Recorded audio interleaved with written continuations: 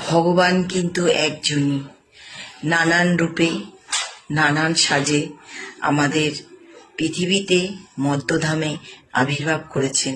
তাই জন্য বলছি, যে যেই দেবীকে দেবতাকে ভালোবাসেন অবশ্যই অবশ্যই তাদেরকে বলছি, এই মা মনসার ভিডিওটা যদি আপনার সামনে গিয়ে পড়ে যায়, অবশ্যই ধাক্কা দিয়ে, ঠেলা দিয়ে, অবহেলা করে কিংবা